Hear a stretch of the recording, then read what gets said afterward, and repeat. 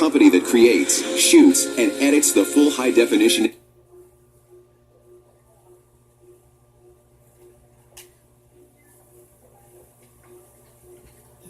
For 2 million years, they've been trapped. Evolving, surviving, waiting. I'm thinking about...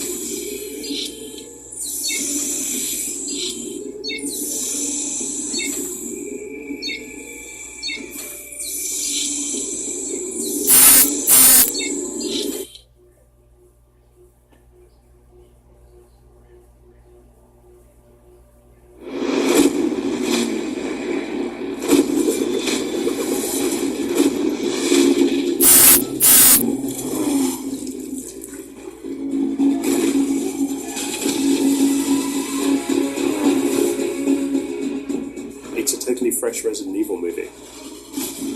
Paul Anderson's vision of what happens when the world ends, and it is zombies and kicking ass, action and suspense.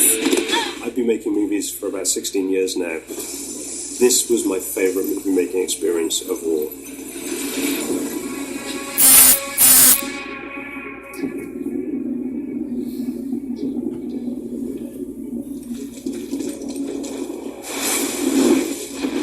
10 years ago, I kind of disappeared off the map for a month and played this video game, which was Resident Evil. I really became a huge fan, and I emerged a month later from the darkness with a serious full-on beard. And I called my producing partner, Jeremy Bolt, and I said, we have to make this movie. This is just awesome.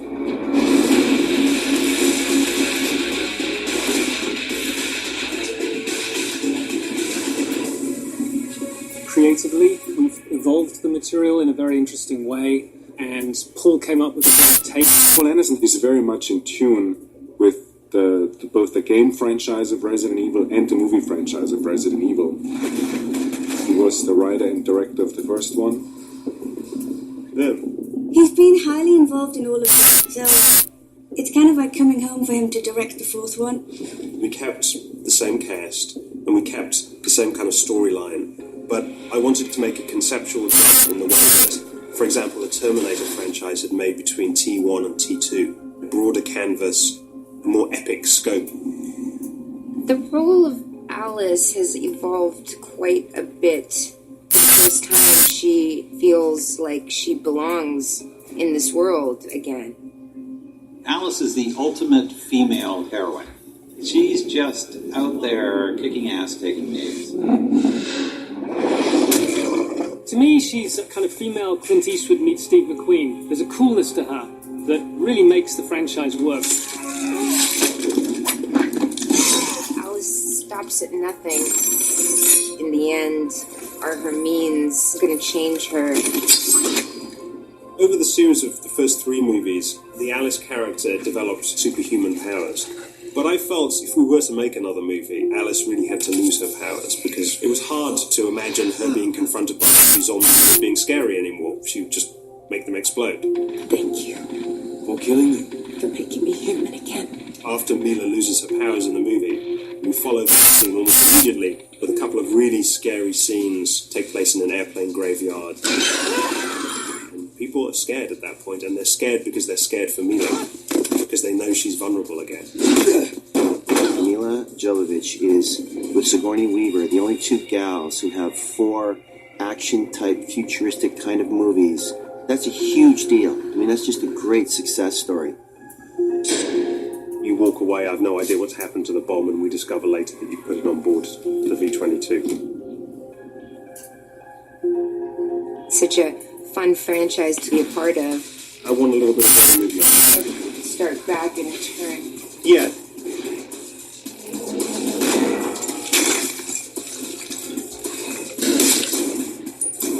I was in the 3rd Resident Evil with Mila, and I was thrilled when I found out that Paul had written such a great role for me in Resident Evil 4. You dodge around behind it, and he comes around again.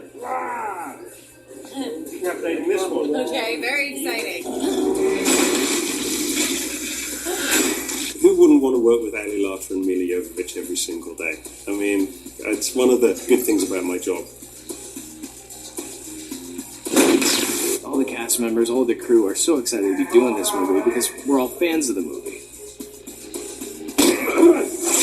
Paul is a wonderful director. I mean, I told him yesterday I thought that his energy on set really made a difference. The people at the top of the call sheet set the tone, and with Paul, it's great working with him. It's a collaboration at the end of the day, and I think if you go into something like this too narrow-minded with what you want to do, then I think you close yourself off to a wealth of expression. They give me a beat of ah, and then fall back. Action! I have some very, very strong collaborators who I work with. John McPherson was the director of photography. Very nice guy, very experienced in 3D. Working with Paul Anderson, we got along really well. His middle initials are WS, Paul W.S. Anderson, which I took for wide shot because he has those wide lenses. Makes it very difficult to light sometimes. You don't have a lot of space left in the frame, but the results are awesome. It looks great. He's really very good at it. In post-production, I've used the same editor for the last few movies, Niven Howie, who is fantastic. I'm actually physically 1 floor up from the film sets so that we can actually progress with the cut of the film while we're filming it. You know, these movies have really become a family affair. Having my wife and my baby around during making a movie was it was a treat. She's completely fearless to the zombies, unafraid of all the different elements, and she marches around on set and goes, action! Cut! And then she'll just scream for Daddy, and Daddy will come running. It was very funny. Mila and I were in a restaurant in Puerto Rico with our baby, and one of the waiters pointed to our child and said, "Haha, Resident Evil 6. And Mila went, "No, Resident Evil 6.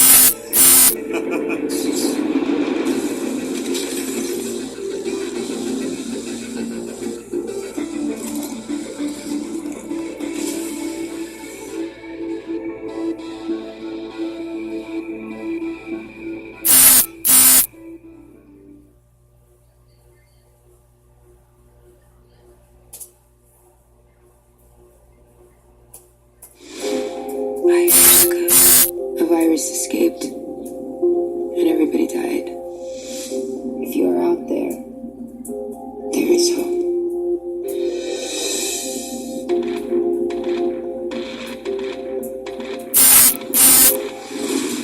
These hordes of undead that aren't really there Mila makes you believe them.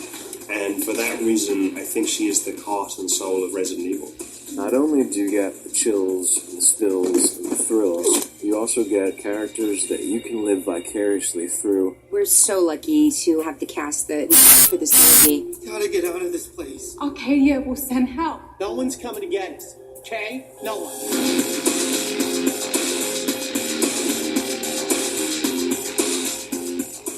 Mila really embodies the Alice character. She embodies Resident Evil. I mean, I don't think there could be a Resident Evil franchise without her. Ladies and gentlemen, Alice.